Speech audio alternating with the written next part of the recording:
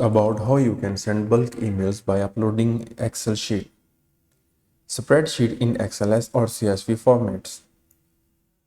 You go to the patients and click on pending reports email. Once the page is loaded, you will have an option to choose file. Click on it and select the XLS file.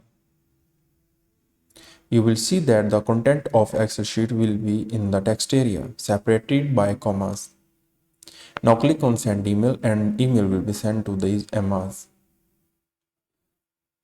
The alternative ways to send bulk email is either to choose patients from the list below, or you can manually write, or you can scan barcode to enter 1 MR per line, or you can separate MRs by comma.